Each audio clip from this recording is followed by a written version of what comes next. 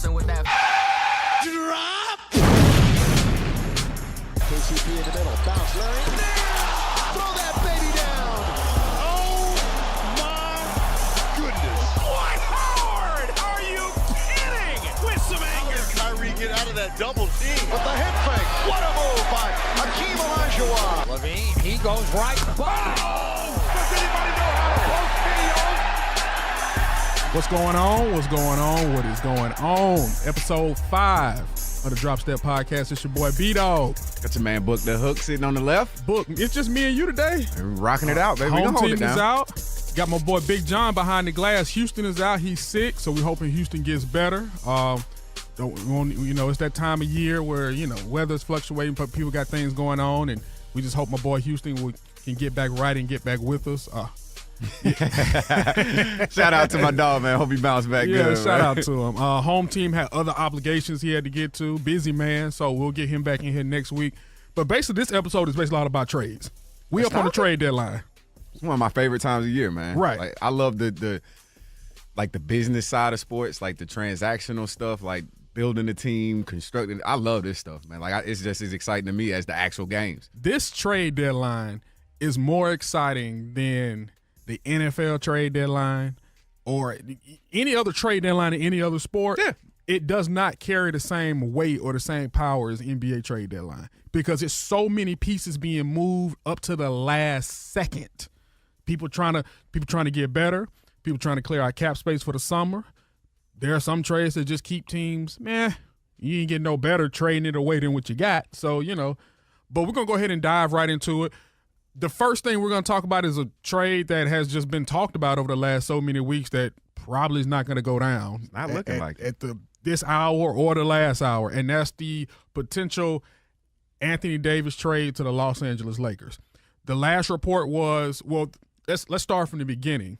The Lakers offered Lonzo, Kuzma, Ingram.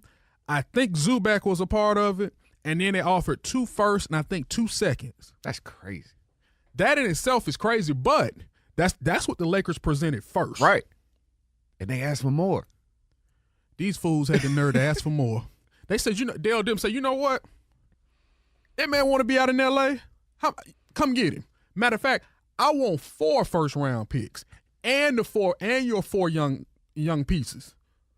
What do you do after that? Like how? Like by getting rid of all of that, like what's left? Like what? Like who's playing with Anthony Davis and LeBron at that point? I hope Luke Walton still got some Man, legs. he gonna have to, man. Like that's like you got who's left over at that point. I've seen Rondo included in some talks. So yeah. The only person that I have not seen. I mean, it makes sense, I guess, on a 1-year deal, but it'd still be attractive to get on an expiring contract is Lance Stevenson. Like right. Lance is the only name that I had. Lance and JaVale McGee. Those are the only 2 names that I haven't seen linked going back out to New Orleans. Which right. Kind of crazy. And they had Michael Beasley in there. Yeah. I think he was the last guy I think Zubac fell out, and I think Michael Beasley right. was a part of it. But we knew that the big 3, the main 3, Lonzo, Kuzma, Ingram, were going to be involved. I kind of knew that because if you knew that the Pelicans probably didn't want to trade him to L.A. Right. You got so many guys, so many GMs around the league whispering in Dale Demp's ear, say, you need to hold out. Don't let them hoodwink you. Don't let them get at you. Don't let them get at you. You know he getting them. But let me tell you this right here, though. Hey, rest of the league, no, I'm going to say this to Dale Demps. Hey, Dale Demps, rest of the league don't care nothing about you. They're saying that out of their dislike for the Lakers. They're not saying that in favor of you. They don't care nothing about you. If they could have him, they'd get him. If they had the opportunity to get at him, they're going to lowball you too. If they had that same package to put out there, they would. Absolutely. So you got a point right there. Absolutely. So this whole, him taking now I don't know who he's listening to. I don't know who's all in his ear. So I'm not going to say. But the whole speculation about, other GMs and other front offices telling him to hold out. I think even Greg Popovich was telling him at some point to hold out. I did see that. Hey, don't let them do it. Worry about your own team, Pop. As much as respect as I have for Pop, worry about your own team, bro. My question with that is if Anthony Davis got fined $50,000 for demanding the trade publicly, why didn't Pop get hit with some kind of fine for communicating in the press that New Orleans shouldn't take that trade offer? You hear that? That's called a choir. Man. They singing. Man. That's the choir. So if you're gonna hit a guy for $50K for demanding a trade while he's still under contract, so you're not gonna hit Pop with something by telling the organization who has the piece, telling him, hey, y'all need to hold out. Don't trade him to the Lakers. That ain't none of your business, bruh. Like, they came weak with that. I can't even believe they fined him for that. Come on, man. But and then for $50,000, $50K, like not even like that's a penny out of Anthony Davis's pocket. I don't even know where they came up with that number from. Like, you know that little piece of rock that falls off Mount Everest every year. That's exactly what gracious, it is, man. But that in itself, they've even talked about, the Lakers have countered at one point in time, saying, okay, we're gonna offer this, and this. And at one point in time, I said to myself, okay, the 4 pieces, the 4 draft picks. As a Laker fan, I'm thinking about this in my mind. I'm like, from being out there, if you're out there in LA and you understand what the Lakers organization represents, it's not always about developing the talent, but it's about making moves to acquire the best talent out there. Because a lot of those guys grew up wanting to wear a Laker jersey, whether they ended up in one or not. They do have that unique angle at their disposal. That is very correct. And at one point in time, it worked a lot. Yeah. You had guys coming out there, boom, boom, boom. But nowadays it's not all about location, because guys can still get the same amount of money. Guys can get the same amount of opportunities elsewhere. You got agents who can fly out here. Guys have summer homes in L.A. Mm-hmm. They don't have to play in L.A. to be without L.A. But, I'm trying to see what I was – if you're going to – you got guys – it just doesn't seem like that's the case now. Where you got guys, they're willing to go elsewhere. You saw what Paul George did, and if you're a Lakers fan and the mantra of LA, what the Lakers are built on, and you're Magic Johnson, they bring you in for this reason. When it's time to get the best talent in, you make the deal. So from that angle, I'm looking at it and I'm like, a lot of your fan base is not going to look at it from the standpoint of, hey, that's a lot they were asking for. It's good that he didn't. What they're going to look at it is, Magic, we got 3 more years left for LeBron. People got to remember that. You got 3 years left for LeBron. If you can't get anybody in here by any means necessary, we going to have a problem. That brings up a great point. And I hate to hit a quick 90-degree left turn, but what's your opinion this far into Magic Johnson's regime? What's your opinion on Magic Johnson as the general manager of the Los Angeles Lakers, as a Laker fan? It's hard for me to say right now. I think some people may hold the Paul George thing against him. And there was even a take with LaMarcus Aldridge, them trying to get him as well. But I think the Paul George thing is something that people are going to hold. It's that strike that they hold against him, that he didn't do what he needed to in order to get him. But I also feel as though, these other big names that are coming up are a way to redeem himself. I don't think that's a big strike against him that he didn't get Paul George, but I can understand why some people in LA are looking like, look, this is a Southern California guy. He's grown up, always wanted to be a Laker. He's idolized Kobe Bryant. All these things are lining up. They had that check cash before it cleared, for real. Why couldn't you make this happen? Yeah. Oh, well, we're gonna wait, and we're gonna wait until the summer. He'll be a free agent. The man decided to stay. Yeah. When a guy gets a taste of going to somewhere else, and he may think he's gonna be a free agent if he signs a 1-year deal. And he said, this is a 1-year rental. There are people who can change their mind in 5 minutes, let alone how many times they can change their mind within 1 year. So if you're going to give me a year to think about this, to walk around the city, to fill out the fan base, to fill out my team, to see how well we play together, and, I get to play with a guy like Russell Westbrook, and we get to build something like what we have now, my mind can change.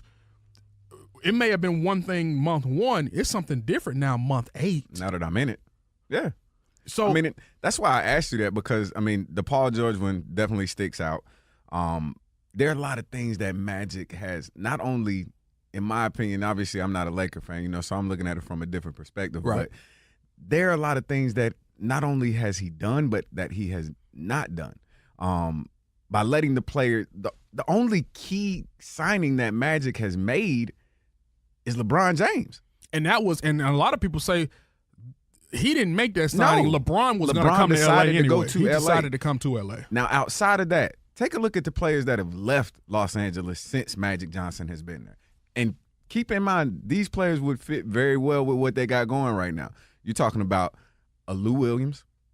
You're talking about a D'Angelo Russell. And you're talking about a Julius Randle. Like, those are three pieces that would fit very nicely with what the Lakers, with bringing LeBron on board as well. I know that keeping those players may have meant you don't get LeBron, but just weighing out what has happened and what has not happened, I mean, in my opinion, the scale is definitely tilted toward not being a successful GM 2 years on the job so far. But it definitely feels that way. And you don't know how this AD thing is going to play out. Yeah. You still have to go into the summer. I assume that, we're getting down to about an hour and a half left now while we're doing this until free agency. And it just doesn't seem like things are going to get any better. It doesn't seem like the Pelicans are going to be picking up the phone to call the Lakers again. They said that there have been no discussions since they didn't talk at all yesterday. I don't see them talking again today at the ninth hour. I just think they're going to go into the summer, and the Pelicans are going to see, and they're going to play their cards to see if there are any better deals out there. So with Magic, I'm not sure yet. I'm not sure, and I think what happens this offseason, it's really going to be telling. It's really going to be telling to see, okay, I don't know what offer is going to be on the table. There are going to be other offers on the table, like the Celtics, who feel as though they can make a better offer this summer depending on what Kyrie is going to do, which is going to be a very big indication of how much they'll give up to offer Anthony Davis. But we'll see. Yeah, right? And that's the key right now is all timing. When these offers can even be put on the table, and when can the best offer surface, and when will the best offer surface? It's gonna be real interesting, man. I one thing that I haven't been a huge fan of is they're basically, from my perspective, they've almost forced Anthony Davis to Los Angeles.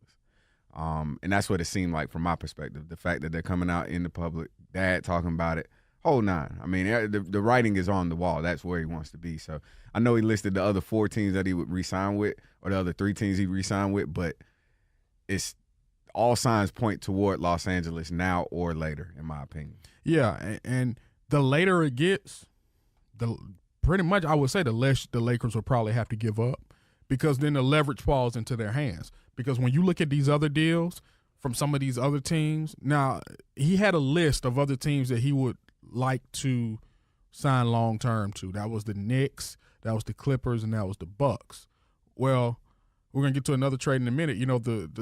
The Clippers traded away Tobias Harris and what's his name? Boban.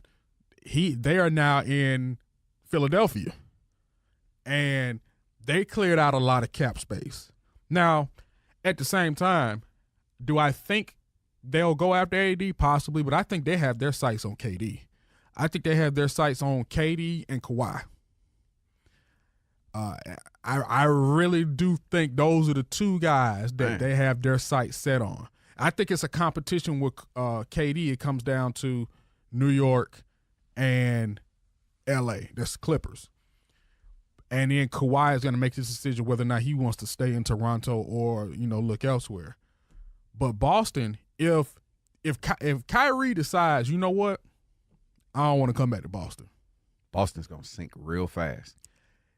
My thing is, okay, if Kyrie says he does not want to come back, one, probably Anthony Davis he's not going to want to stay there long term anyway, especially not with KD there. I mean, without Kyrie there. Right. So then you got to look at what you got to give up. You got to give away all your young pieces. They're going to want Jason Tatum. Now, that's the piece right there. Are you willing to give up your future. You talk about the Lakers giving up theirs. Yeah, that's all of the future at that point. I honestly think their young pieces are better than the Lakers' young pieces. Oh, absolutely. Absolutely. I don't even think it's a year ago we could have had the conversation about which one had the better assets, the better young core. It's Boston. As we've gotten into this season and deeper into this season, It's Boston. It's definitely Boston. I mean, it's hands down Boston, but I will say that Tatum has regressed some as well. Jaylen Brown hasn't developed into what I thought he would develop into. So it's closer now, but it's definitely not L.A. L.A.'s young core is definitely not better than Boston's. Nah. One trade that you mentioned, that Tobias Harris trade, that actually I saw a little bit of the underneath of that trade kind of said to me, you know what, Jimmy Butler, you haven't made a decision to come back here next year yet. You're not committed to Philadelphia for the following season. So we're going to make this move, and you don't have to come back. You don't have to be here. And that's what I got from that trade, because having a Jimmy Butler and having a Tobias Harris, it's not counterproductive, but there's only one ball. Right. And no matter how you look at this team, this is not and I know there's only one ball for the Golden State Warriors as well, but this team is not the Golden State Warriors. No. So by having him in the fold, it just says to me, Jimmy Butler will be somewhere else next year, in my opinion, based on the Tobias Harris trade bringing him into Philadelphia. It's a bad place for Jimmy Butler to be right now, because for a man that's looking for a long-term deal, Mm-hmm. and a man that's, if he's not 30 already, I think he's 29. I think he's about to be 30. Actually, I think he's 31. That's a bad place for you to be, bro. You go from the Bulls to Timberwolves to the Sixers, and now possibly going to your fourth team. You've had issues somewhat in every single place that you've been. And you talking about you looking for a long-term deal? 29. He's 29. I don't know when he turns 30, but he's not in a good place for a 29-year-old who's looking to get the money that he's looking to get and the time that he's looking to get. If there's a team, you bring in Tobias Harris, and if he's being brought in as a more of an insurance policy for when they're saying bye-bye to you, they'll be okay with saying bye-bye to you. That's crazy. So essentially, if Jimmy Butler walks, then essentially the Philadelphia 76ers have traded Robert Covington. Yep. And I can't remember who else was attached to that trade, to that Jimmy Butler trade going out to Minnesota. It was somebody else. I can't even remember. It wasn't a large package. No. They robbed the Timberwolves for Jimmy Butler. Yeah, but I think also the Timberwolves were just trying to get from under Jimmy Butler. Yeah. It was a slight. They bought him low. That's my point. They bought Yeah. him low. They didn't have to invest in a lot Right. to make that trade. So if Jimmy Butler now walks, then essentially you traded Robert Covington and whoever else was attached to that pick for now whatever you gave up to get Tobias Harris and Boban, which is still a win. I really can appreciate what the 76ers, how they executed both of those trades, because no matter how you look at it, they still didn't give up a ton. And at the end of the day, they're going to still have Boban and they're going to have Tobias Harris going in the next season no matter what. And they're trying to work it to where, because we know Tobias Harris is a free agent after this season, they're trying to work it to where they can work the money to where they can keep. From the reports, it says they want to keep the big four together. Mm-hmm. They want to keep Tobias. They want to keep Jimmy, obviously Embiid and Simmons. However, depending on how the rest of this season goes, and you never know how things in the summer go and what direction they're willing to go. If Jimmy goes, I don't think they're going to be crying tears in Philly. And they can build around that three and then do whatever else they need to do within the offseason. But Philadelphia has made some pretty good moves. Now, They're in a position to where now can they win the East? Man. Do you think, because Toronto's still the number one seed in the East, can they knock Toronto off? Possibly. I will say possibly, because they're gonna have to slow the game way down. If they can win the East, it will be because Joel Embiid had that much of an impact, because they don't have a deep team. They're not the deepest of teams. They have a really good starting lineup right now, so they can't run themselves out of the playoffs, and that would be my only concern. If they can switch once they get to the playoffs and Embiid be the entire focus of their playoff run, they got a shot. I think that would improve their shot. But I can't put them above Toronto right now, or Milwaukee, honestly, for that matter. Okay. I think I'm with you. Yeah. I think I'm with you. I can't. I think they maybe now be the. I think they're the second best team in the East, but putting them over Toronto, I don't think I'd do it right now. I have to see how well everybody plays together, see how that team flows now that they've made the trades, but I can't really put them over Toronto right now. I'm not ready to do that. Another big trade that happened within the last week was between Dallas and the Knicks. Oh, my goodness. Kristaps Porzingis. What in the world? The New York Knicks trade away their future in Kristaps Porzingis, who wasn't happy there, by the way. He goes to the Mavericks. Courtney Lee goes with him. Tim Hardaway Jr. and Trey Burke all go to Dallas. And the Knicks get back Dennis Smith Jr., who they've been trying to get rid of, DeAndre Jordan, Wesley Matthews, and 2 future first-round picks. Ridiculous. Absolutely ridiculous. Bro, let me tell you how quick this thing happened. We were at and for those of you all don't know, all of us on the show, we work together here at 680 The Fan here in Atlanta. We all work at the radio station.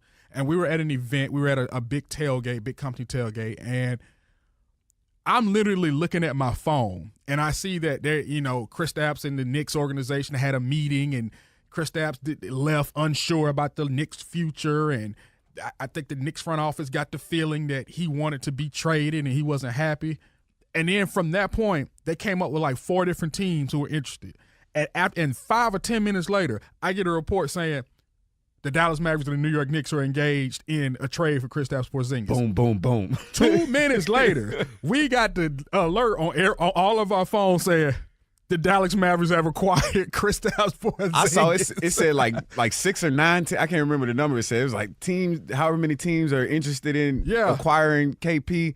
And at that point, I'm like, hey, man, you know how I think. You know what my first thought goes to, man, like, what can the Hawks do to get in this thing? No. As I'm processing that thought, bam, going to Dallas. Man, how in the world does this thing go down so fast? But I told you, I said, would it be nice? I said, I just didn't see the Hawks getting into that. Nah. Not now. Not at this right point now. of things. Yeah, it makes sense on that portion. But a brother can dream. Yeah, a brother always dreams. You know how that Think is. about those dreams; they come into reality. Yeah. If you play cards right. That's how it is, man. But Mark Cuban, and we talked about his comments that he made about American ball players and foreign. Boy, he's all in on that. He Kristaps? all his chips are in the Luka? middle of the table on that European like culture, lifestyle. Bringing your kids up like he's. Like he doubled down on it, put his money where his mouth was, and and said, "And what about it?" So this, like, I saw a meme. It was it had a picture of Eastern Europe.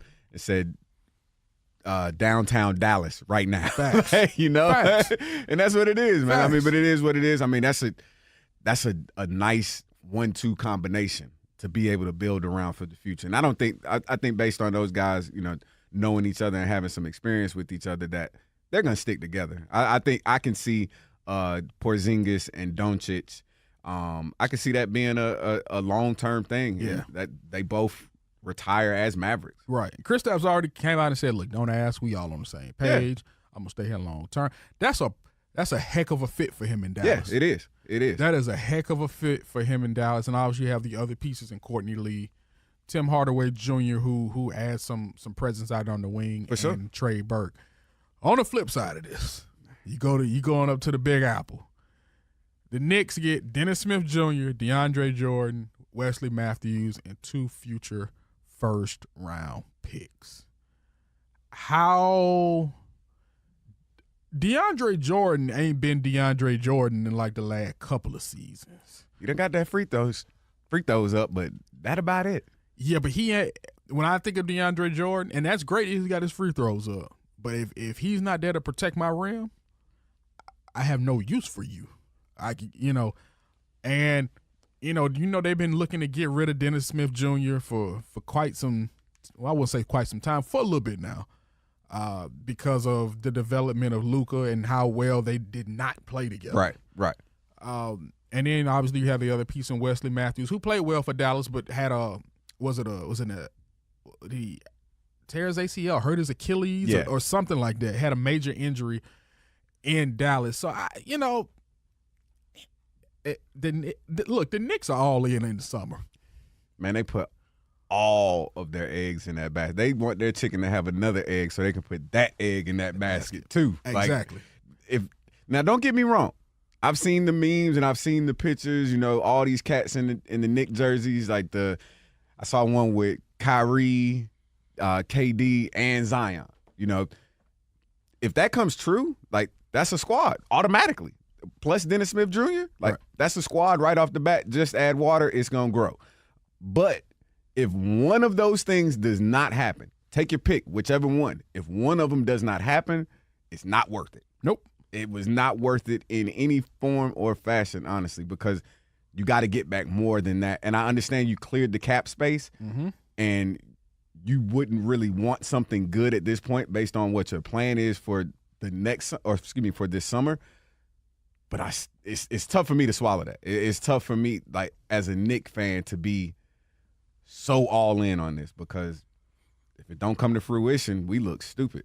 Who's the Knicks GM? Stephen Mills, I think that's his name. I'm gonna tell you this right here, Stephen Mills, and you could be listening, probably not, but if you are, listen up. What up, Steve?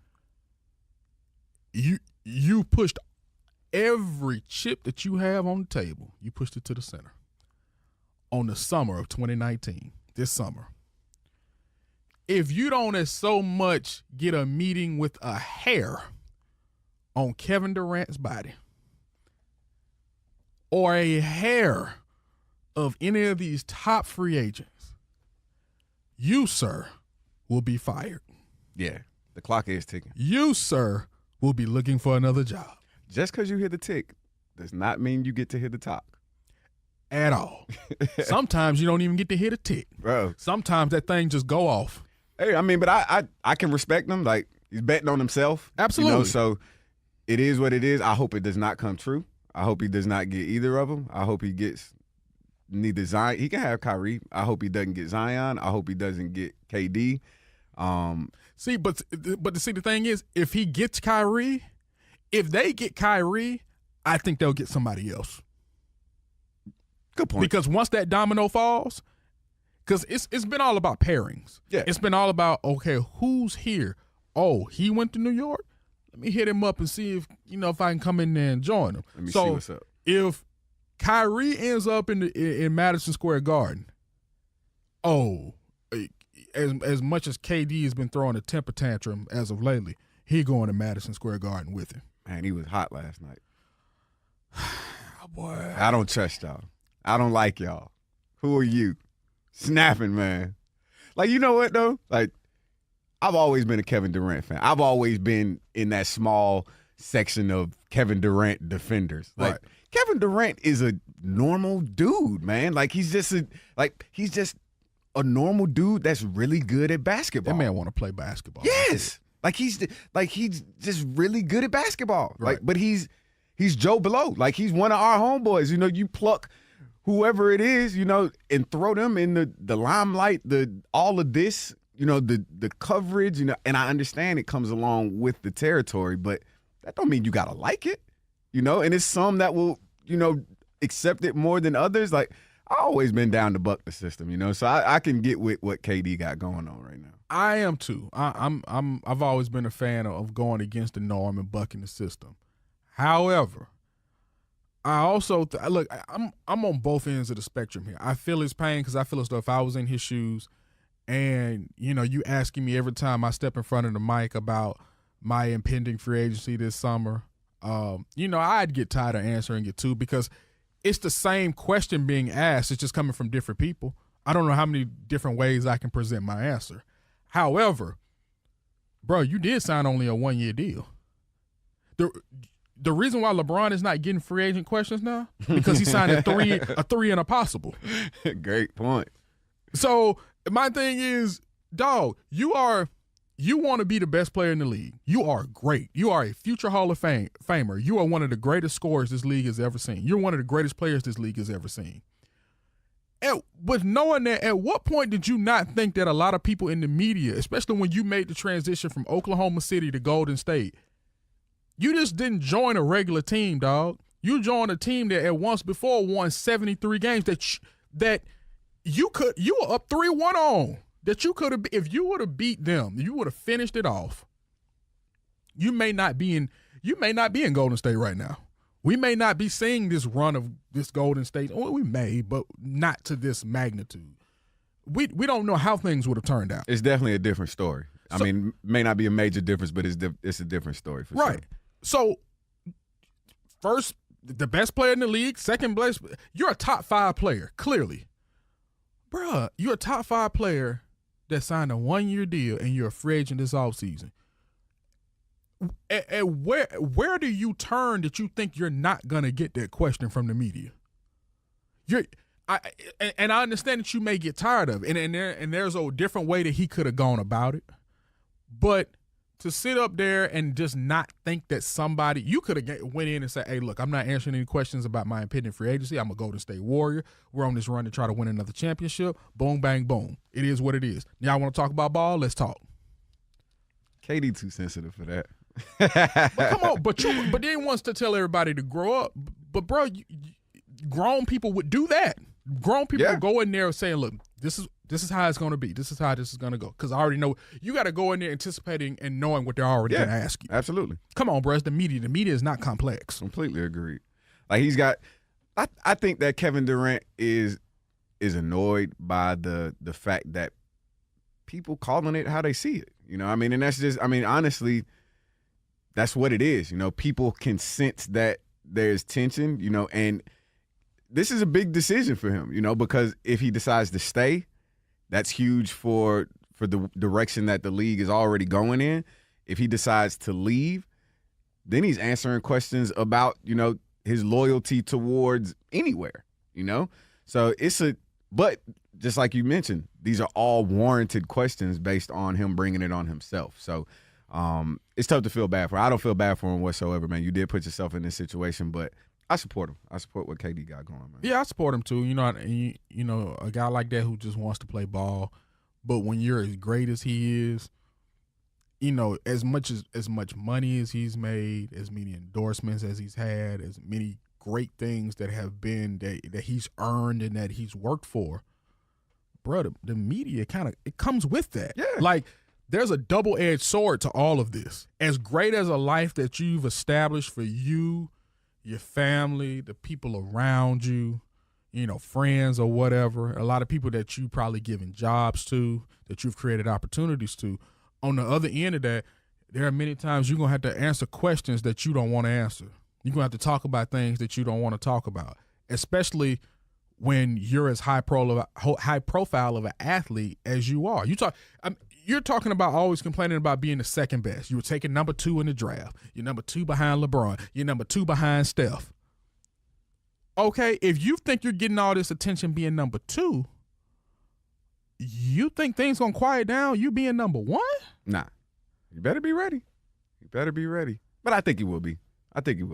But my thing is, when? Because the questions are going to continue because he's going to be the hot commodity this offseason. None of this is going to get silenced unless you came out and said, you know what? Forget this. I'm signing an extension with the Warriors. That ain't happening. I'm not saying it will. No. I'm just – I get you. I get what you're saying. Right. Which means the noise will continue. We in it. We in the thick of it right now, especially after the trade deadline. Like, so that's all we can look forward to at that point. Oh, that's going to definitely continue. It's gonna continue. And, you know, you're not a B or C level player. You're not just one of these mid-level players where you can get by without, you know, all the media coverage and you can duck and dodge these things. You know, you're somebody when you go to arenas, when the Golden State Warriors come to town, you and Steph Curry, who they coming to see? Speaking of media and ducking and dodging, did you see Harrison Barnes sitting on the bench when he got traded? Yeah. That was wild, man. Like, that was crazy, man. Like, He was in the game probably when he got traded. no, he was on the bench. He was on the bench. But I did not see the end of the game. I'm curious, did he finish the game? I don't know. In those type of situations, do you finish the game? Do you stay on? Do they like come get you and say, "Hey, bro, like you're taking, hey, you've been traded. Come with me." Like, they showed it like on the broadcast. Like, Right. we believe he's been traded to Sacramento for blah blah blah. Right. And I was just like, man, like that's got to be a feeling right there, man. Like in game be traded. Yeah. But I mean, honestly though, speaking of that trade, I like that trade. Yeah. I like that situation for him. He goes to Harrison Barnes goes to Sacramento Kings for Zach Randolph and Justin Jackson. I like it. I like that a lot for Sacramento. You got a player that has something to prove. He's on the last year of his deal. He's got championship experience. Sacramento is a young, rebuilding team right now in the 9th slot in the Western Conference, doing things that nobody really saw him doing this year. I didn't expect them to come on this strongly this year. So to add a Harrison Barnes, giving him somewhere that he is wanted, they clearly traded for him, so they want him there. They're already talking about possibly extending his contract out there, re-signing him. So I think that Harrison Barnes in Sacramento is going to be a nice plug and play. I They're like playing him some out good there. ball. They have. I think they're in the 9th spot right Yeah. now in the West. Yeah. They may get that playoff spot for the Lakers. They fast, man. I really like De'Aaron Fox. I like how he's Who playing. you telling? Man, he is like, that boy is lightning quick. Who you telling? When he came out earlier this season and said he's the fastest point guard in the league, and like Russell Westbrook, I think Westbrook was the only one to really challenge him on that, but I think Westbrook would be the only one that could challenge him for that title as the fastest point guard in the league. Hear Like that, fastest Lonzo? with the ball. Oh, my you goodness. can't even tell your daddy to be quiet. You're a grown man. This man come out, I'm the fastest man in the league. Russell come out and say, in what league? Did you see what he did that next game Yes. against him? Blew right past him and yoked on him. I like that level of confidence in my young player. I like that guy with that chip on his shoulder. And we talked about this in earlier episodes. I just don't feel as though I have that. That's one of the issues I have with Lonzo Ball. Yeah. And I know he's always been quiet. And it's not to say that he's not talented. It's just he looks like, well, you know, it just is what it is. Yeah. Well, He's not fully engaged. Like, he's not giving you all of his talent at all times. You know, Like, my daddy talking noise, you know, but you know, I can't tell him to be quiet. That's always what he's being. Bro, you grown. You signed a $1 million some odd contract with the Los Angeles Lakers. You are the number 2 pick in the draft. And you telling me you can't turn to your pops and say, hey, pops, chill out. You know, I know that's what you've always done since I came up, middle school, high school, all this travel ball. This ain't it. I make the bread now. This is That's you a don't simple run nothing no That's more. a simple combo, That's- bro.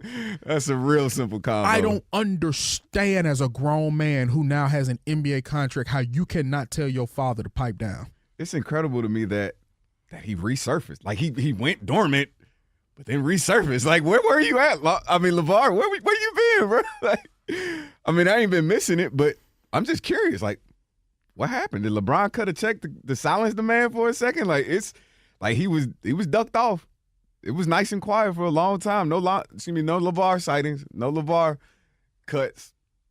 Then he gonna sit up here and talk about, well, you know, we like to stay in LA, but you know, if you're gonna trade him, we won't want to go to New Orleans. We want to go to Phoenix. Phoenix? Phoenix? You telling me you want to go to the Phoenix Suns, who, as talented in a star in Devin Booker as they have, as promising as DeAndre Ayton is their big man. You know how many guards they got on that team? They love guards in Phoenix, man. I mean, honestly, though, those 3 put together, even with, I mean, no, he's not. But hold on. But if your son is supposed to be such a game changer, then why wouldn't you want him to go to some contender where you can see him make that difference, turn a team that's maybe on the fringe of being a playoff team and actually you be the piece to get them over the hump? If your son is the player that you say he is, why do you want him to get lost in some shuffle down in Phoenix or on the worst team in basketball? Because deep down, LeVar knows the truth too. Deep down inside, like, you can say whatever you want to say to whoever you want to say it to. Even But if at it's to millions of people on Yeah. live TV? Like, and he clearly doesn't have a problem doing that. Oh, absolutely not. But at the end of the day, I mean, you got to go to bed and you got to have your own conscience. Like he's laying in that bed thinking, man, like, half that stuff I said today on ESPN really ain't even true. Like, not even a half of it. But we shall see how that thing shakes out. Another dope trade that went down too, man. Been plenty of dope trades that's been going down, but one team that has not had any action is the home team. Like, which I don't expect them to. No? No. I'd be really surprised, and I'll be honest, man, like as a Hawks fan, I'd be kind of disappointed if we didn't make some moves to shake this thing up. Like we're compiling assets at this point, you know. So we got some assets on hand right now that could help some playoff teams out. If it is a move, I don't see it being a move that'll really shake something up. No. We don't have that. We don't have those types of assets. Not at all. Well, I mean, as far as shake something up, as far as getting out from under one of these contracts, as far as, you know, a Kent Bazemore or something like. I'm talking about a move like that right. that can really shake something up as far as getting money off the books. Right. That's what I'm talking about. Because, you know, you hear people talking about, okay, you know, you see how this team is playing. This team is playing very well. They are, you know, they're playing hard. You see Trae Young out there balling. You see John Collins out there doing their thing. But, you know, you also looking at it from the other angle. Okay, you know, this top 5. Oh yeah, chance is getting slimmer and slimmer. Yeah, you know what's going on. You know, you give them that clap, but you got that little expression on your face like, oh boy, they gonna screw this up. You ain't lying. They gonna screw this up. You talking to one right now, for real. And we know we've had other people on this show who felt differently. You know, our boy Joe Ham. Shout out to Joe. Shout out to Joe Ham, the Hall of Famer. But you know, look, I always said that you can show improvement and you can play well and still come up on the short end and still lose. And you can show some promise. Man, they went out west and did their thing, man. Oh, they balled out. Like they went out west for a 7-game road trip, Super Bowl road trip, get them out of town. Didn't want to keep them in town with all that traffic over at Mercedes-Benz. So send these boys out west, 7-game road trip. They come back home 4-3. 4-3. Yeah. Like they beat the teams that they were supposed to beat. Yep. They beat a team that they weren't supposed to beat. And they lost a couple close ones. Like, I mean, it's really surprising seeing how this team has grown. Let me throw this out there to you, bro. John Collins missed 17 games at the beginning of the year. If John Collins doesn't miss those games, the Hawks are messing around flirting with that 8 spot, which is like, and then you're talking about like, whoa. Like, what are y'all doing at that point? Like, but that was almost the reality. And so it's kind of crazy to think about, you know, what could be, what could not be, you know, what is. But I think that the Hawks have to make some moves at this point just to do exactly like you're saying, man. Like, we got to get lower. Like, we're doing too good at this point. You're doing, and I know that sucks. And I know that's hard to say. And I know it's hard to comprehend. But it's been done before. Yeah. And it will continue to be done after this season. Teams will continue to tank and to continue to lose at a chance of getting in especially in a draft like this. Exactly. Where there's so much talent throughout the draft period. But within that top 5, you have quite a few guys who are franchise players. For sure. Plug and play. Plug and play, and guys who are going to bring excitement to your city. And for the Hawks for the hometown team to get back to that level where, you know, people are you feel a little bit of excitement. People are kind of getting there. They're wondering, okay, you know, Trae Young, you know, you got John Collins, you know, you have pieces here that you can build around. There's something bubbling there. It's going to be interesting once the draft comes around. Let Atlanta land one of these top 5 picks. Oh, they better. Like, they better, man. If it's top 5, they're going crazy. If it's top 3, I can't tell you what this city will look like. Oh, it's about to go stupid, man. Like, give it here right now. Like, let me ask you. Let's just throw this hypothetical out here. Let's say the Hawks land number 3. Okay. Right? Get the Hawks number 3. Just plug them in at 3 for now. And let's say that the Dallas Mavericks pick comes in at number 9. So we got the number 3 pick and the number 9 pick. You give up both of them picks to get up to number 1 to get Zion here to Atlanta? Do I give it a number 3 and a number 9 pick to go up to number 1? Yeah. No. No? No. Because depending on if, let's say for instance, some way RJ is there at number 3. Mm-hmm. Gonna take RJ. Okay. I'm gonna take RJ and whoever's down there at number 9, and we're gonna roll. I like Zion. I'm not giving that up. I'm not giving up 2 top 10 picks to get it, not based off what this draft looks like and what I think those 2 players that I'm gonna pick could be. Okay.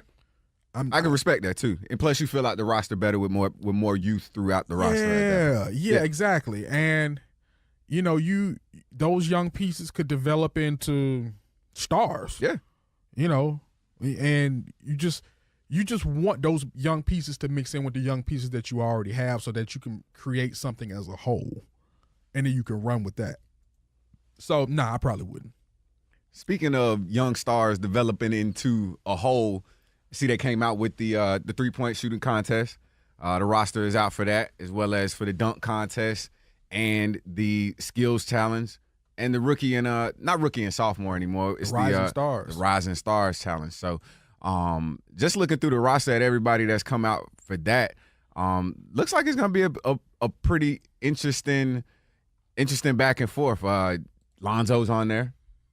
Not sure if he'll be able to play yet or not. For what? You tell me, man. Jason Tatum. The NBA is in really good hands if you look at this Rising Stars. Jared Allen, big boy out of New Jersey. It's going to be Brooklyn. Right. Will jump and try to block any dunk that comes his way. Right. Marvin Bagley, John Collins, De'Aaron Fox, Jaren Jackson Jr. The NBA is in really good hands with the youth movement that they got going. It's definitely a different style of NBA than it was even 5-6 years ago. The NBA's changed so much, but based on these young cats, man, I think we're looking at some really good basketball for the next few years, man. Yeah, look. Whenever you have these guys come in and they can impress the way that they have, and you see, and a lot of like even say with Jason when I was watching him at Duke, mm-hmm. his game transitioned so well to the NBA.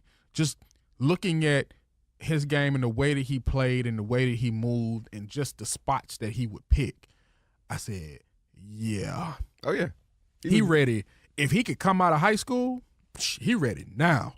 He may struggle, and that's what guys do, but his game mirrors. Now, him going to Duke for a year, that helped his game. Obviously when you can spend a year with Coach K, a lot of these guys end up being helped, and I assume that's going to be the same way with Zion and RJ.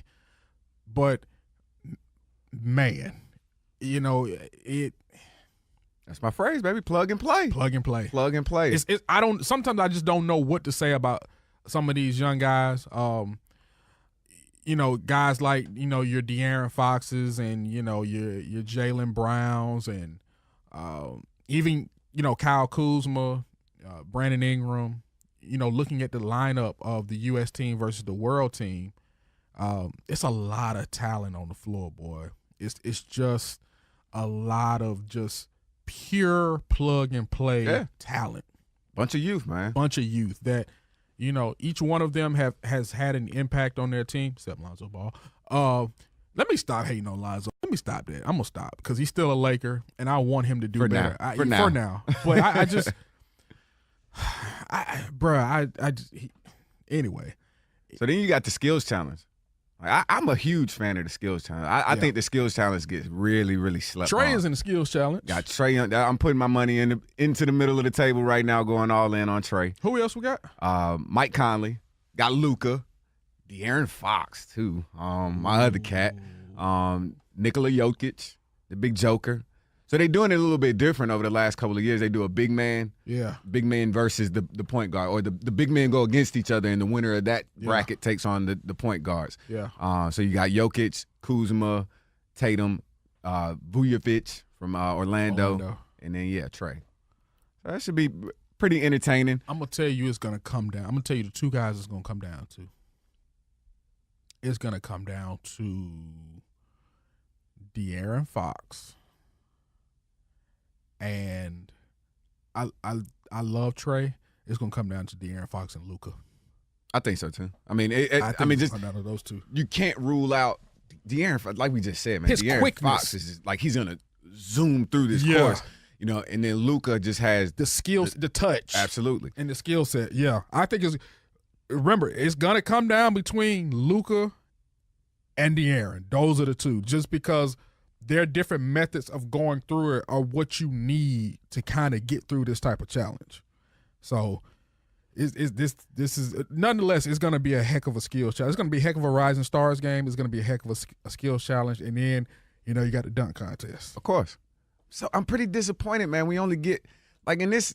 I get that the dunk contest does not have the cachet that it used to have, but we only got 4 dunkers in this thing. 4? Like the dunk contest used to be like 8 deep, bro. Like what is going on? Like I can name 4 other dunkers that should be in this dunk contest, and we only got 4. Like granted, I mean, I think it's still going to be exciting, but I just want more. And I just miss the NBA dunk contest being an attraction. Like I would base my weekend around the dunk contest. That's the way it used to be. So you got Atlanta Zone, John Collins. You got Hornets, Miles Bridges, Thunder, Hamidou Diallo, and then you got the Knicks. Now the Knicks, Dennis Smith Jr. The dunk contest has kind of regressed. It seems as though it's regressed. It doesn't have the same hype each year. It's taken the 3-point contest is the thing that's building now. That's the thing that's kind of taking over this whole thing. And the dunk contest is kind of like, you know, we'll watch it. Because we feel as though the dunks aren't getting any better. Right. You know, guys are trying to get creative. Guys are trying to use more props.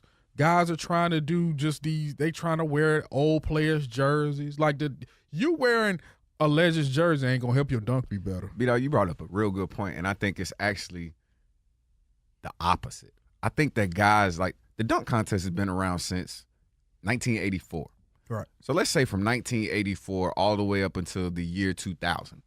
You think none of those dunks were done over and over and over? I think guys tried to think so out of the box that it just kind of like, bro, y'all just wilding now. Like this is just like it's just a spectacle. Right. Like, just show me some funky dunks. You know, like get down, do your thing, get out there and get down. Yeah, but also when you hear a lot of the judges and you hear a lot of the commentating, it's if you're gonna, it's one thing to see a dunk, and it's another time to see it over and over and over and over again to the point where it goes from being a great dunk to now it's a nice dunk, and dunks can get old quick, and sometimes dudes add their own flair to a dunk that's already been done, which then kind of livens it up a bit. So if you add your own flair to something that's already been done, then that's cool.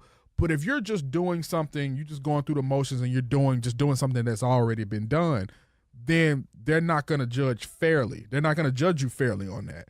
They want to see something, if it means using a prop, because as humans, you can only do so much. That's actually my point. You're not going to ever see anybody jump from the half court line right. and dunk. That's impossible. So we I have don't know. We got to get Giannis in this thing and see if he can pull it off. Man, if anybody can. He's not dunking. He's not taking off from the half court line. The 3-point line, maybe. He probably give it a shot too, man. Yeah, he probably. If I he want to did see that, him just try it. Dunk contest. Even over. if you hit it with a layup, just try. I just want to see Giannis literally. Just you gotta try it. You gotta do that. Just throw it in like Dwight did a couple of years ago. Easy. That's all you gotta do. So I just think you got to have it takes a different thought process and somebody that's really creative to kind of wow these judges.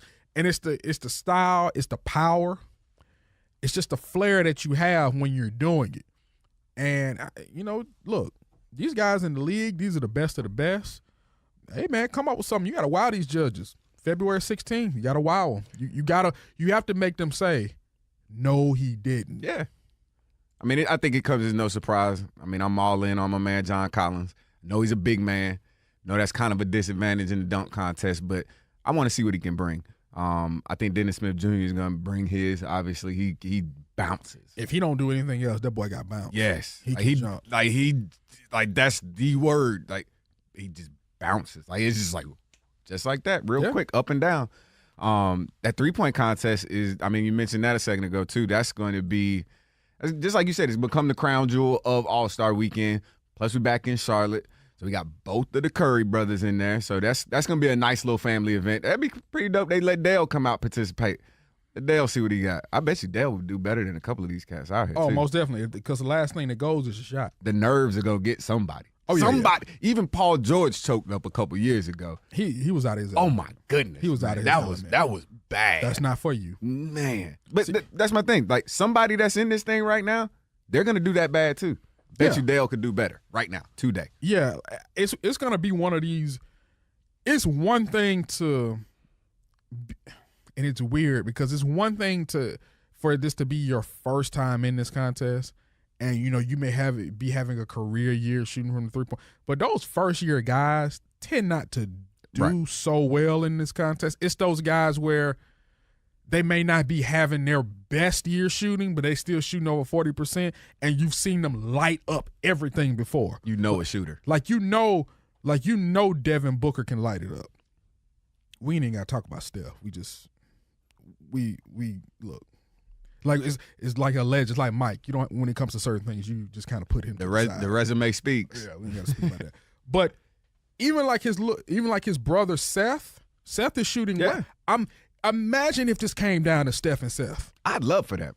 I would in Charlotte. That would be amazing. I hope they get that. That's why I said something about Dale. I think that's an amazing opportunity for those cats, man. Like that's a family event right there. What if Steph beats Steph? I'm all for it.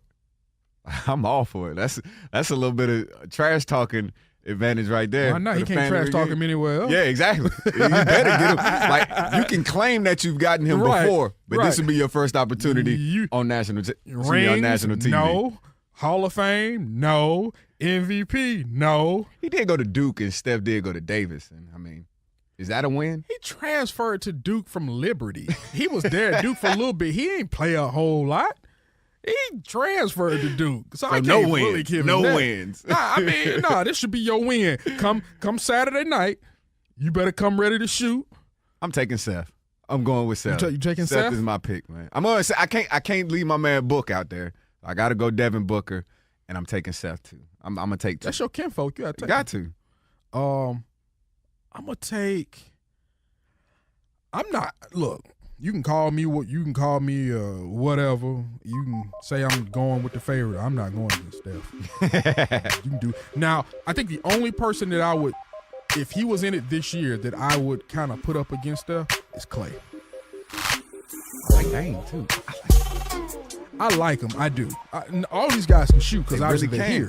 But it would be great to see either one of the Currys win or obviously Kemba with him being there. Yeah. You want to see him. That the crowd will really be for him. But I'm rolling with Steph.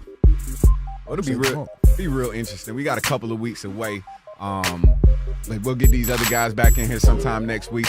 Knock out their picks too, man. It'd be real interesting to get these guys back in here, see what they thinking on this All-Star weekend as well. Yeah, boy, it's your boy B-Dog. Boy Book holding it down. We'll see y'all next week. Check it in.